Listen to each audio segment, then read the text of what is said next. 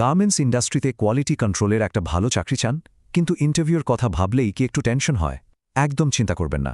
আজকের এই আলোচনায় আমরা এমন কিছু জরুরি বিষয় জেনে নেব যা আপনাকে আপনার পরের ইন্টারভিউতে সফল হতে দারুণভাবে সাহায্য করবে। তাহলে গার্মেন্টস কোয়ালিটি ইন্টারভিউয়ের জন্য পুরোপুরি প্রস্তুত তো? চলুন এই সেশনটাকে একটা মাস্টার ক্লাস হিসেবে ধরা যাক। এটা আপনার আত্মবিশ্বাস বাড়ানোর জন্য যা যা দরকার তার সবকিছুই আপনাকে দেবে। আমরা ধাপে ধাপে এগোব। প্রথমে কোয়ালিটি কন্ট্রোলের একেবারে বেসিক কিছু ধারণা নেব। এরপর দেখব কি কি কমন ডিফেক্ট হয় আর সেগুলো কয় ধরনের।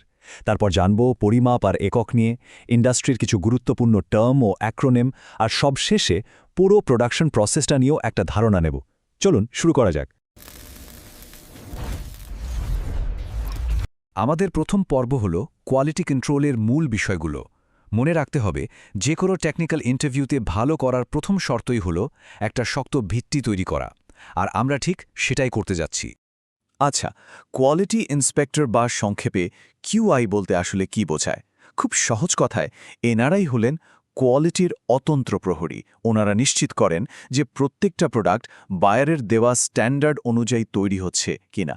তাদের ওই সেনদৃষ্টিই কিন্তু পণ্যের মান রক্ষা করে। বেসিকটা তো জানা হলো, এখন আসি আসল কথায়, মানে ডিফেক্ট চিহ্নিত করা। যে কোনো কোয়ালিটি কন্ট্রোল প্রফেশনালের জন্য সবচেয়ে বড় দক্ষতার জায়গা হল খুব দ্রুত ডিফেক্ট খুঁজে বের করা। চলুন এই ব্যাপারটাই একটু ভালোভাবে জেনে নেই। দেখুন, ডিফেক্ট মূলত ৩ রকমের হয়: মাইনর, মেজর আর ক্রিটিক্যাল। মাইনর ডিফেক্ট হলো ছোটখাটো সমস্যা, যা হয়তো ক্রেতার চোখেই পড়বে না।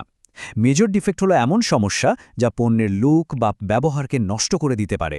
আর ক্রিটিক্যাল ডিফেক্ট, ওটা হলো মারাত্মক সমস্যা, এতটাই মারাত্মক যে এটা ব্যবহারকারীর জন্য বিপদ ডেকে আনতে পারে, আর এই একটার জন্য পুরো শিপমেন্টও বাতিল হয়ে যেতে পারে।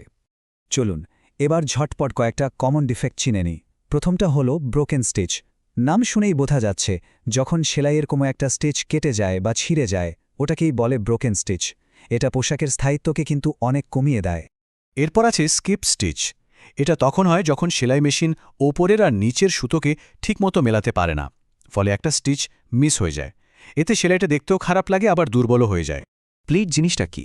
আসলে সেলাই করার সময় কাপড়ে যদি কোনো অনাকাঙ্ক্ষিত ভাঁজ বা কুচি সেলাইয়ের নিচে চাপা পড়ে যায়, ওটাকেই প্লিট বলে। এটা পোশাকের ফিনিশিং আর সৌন্দর্য দুটোই নষ্ট করে। আর সবশেষে হলো ওপেন স্টিচ। যখন দুটো কাপড় সেলাই দিয়ে জোড়া লাগানোর সময় মাঝে একটা ফাঁক থেকে যায়, মানে সেলাইটা ঠিকমতো হয়নি, তখন তাকে ওপেন স্টিচ বলে। এটা কিন্তু বেশ বড় একটা ত্রুটি। ডিফেক্ট চেনা তো হলো, এবার আসি পরিমাপের দুনিয়ায়। গার্মেন্টস ইন্ডাস্ট্রিতে অনুমান বা আন্দাজের কোনো জায়গা নেই। এখানে সবকিছু চলে কাটায় কাটায় মাপে, তাই সঠিক পরিমাপ জানাটা খুবই জরুরি। এই সংখ্যাটা একদম মাথায় গেঁথে নিন। 1 ইঞ্চি মানে হলো 2.45 সেন্টিমিটার। এটা ইন্ডাস্ট্রির সবচেয়ে বেসিক আর সবচেয়ে জরুরি একটা মাপ, যা আপনাকে ইন্টারভিউতে জিজ্ঞেস করার সম্ভাবনা প্রায় 100%। আর একটা খুব জরুরি একক হলো মিটার। এটাও সবসময় মনে রাখতে হবে, 1 মিটার মানে 100 সেন্টিমিটার। প্রোডাকশন ফ্লোরে কাপড়ের পরিমাণ মাপার জন্য এটা প্রতিদিনই কাজে লাগে। একটা সাধারণ মেজারমেন্ট টেপের মধ্যেই কিন্তু এত সব তথ্য লুকিয়ে থাকে। একটা স্ট্যান্ডার্ড টেপ সাধারণত 150 সেন্টিমিটার লম্বা হয়, মানে 60 ইঞ্চি বা 5 ফুট। আরেকটা ইন্টারেস্টিং তথ্য হলো 1 ইঞ্চিতে 8 সুতা থাকে। এই স্লাইডটা কিন্তু একটা দারুণ চিটশিট। শুধু মাপ জানলেই তো হবে না, ইন্ডাস্ট্রির নিজস্ব ভাষাও তো বুঝতে হবে, তাই না? চলুন এবার গার্মেন্টস ইন্ডাস্ট্রির কিছু কমন টার্ম আর অ্যাক্রোনিম নিয়ে কথা বলি। এগুলো জানা থাকলে ইন্টারভিউতে আপনার দক্ষতা অনেক ভালোভাবে প্রমাণ করতে পারবেন। এখানে কয়েকটা খুব কমন অ্যাক্রোনিম দেওয়া হলো, যা আপনাকে জানতেই হবে। যেমন AQL মানে হলো অ্যাকসেপ্টেবল কোয়ালিটি লেভেল, DTM মানে ডাইং টু ম্যাচ, HPS হলো হাই পয়েন্ট শোল্ডার, আর SPI মানে স্টিচ পার ইঞ্চ, অর্থাৎ প্রতি ইঞ্চিতে কয়টা সেলাই আছে।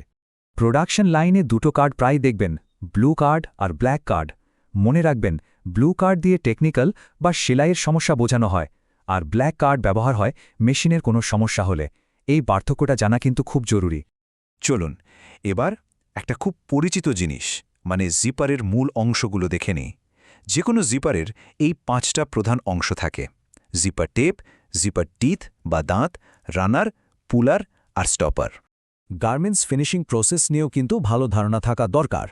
সাধারণত 5 ধরনের ওয়াশ খুব বেশি ব্যবহার হয়: normal wash, enzyme wash, silicon wash, stone wash আর গার্মেন্ট ওয়াশ। প্রত্যেকটা ওয়াশ কাপড়ের উপর আলাদা আলাদা এফেক্ট তৈরি করে। আমরা প্রায় শেষের দিকে চলে এসেছি। এবার আমাদের শেষ পর্ব প্রোডাকশন প্রসেস সম্পর্কে জ্ঞান। এখানে আমরা দেখব প্রোডাকশনের শুরু থেকে শেষ পর্যন্ত কাজের ফ্লোতে কিছু টার্ম কিভাবে ব্যবহার হয়। আচ্ছা, প্রোডাকশনে মকআপ শব্দটা প্রায়ই শোনা যায়। এটা কি জিনিস? ধরুন হাজার হাজার পিস বানানোর আগে একটা স্যাম্পল বানিয়ে দেখে নেওয়া হলো যে ডিজাইন, ফিটিং, সেলাই সবকিছু ঠিকঠাক আছে কিনা। ওই স্যাম্পলটাই হলো মকআপ। এটা প্রোডাকশনে যাওয়ার আগে ভুল ত্রুটি শুধরে নেওয়ার জন্য খুবই জরুরি। ট্রিম কার্ড হলো একটা মাস্টার চেকলিস্টের মতো।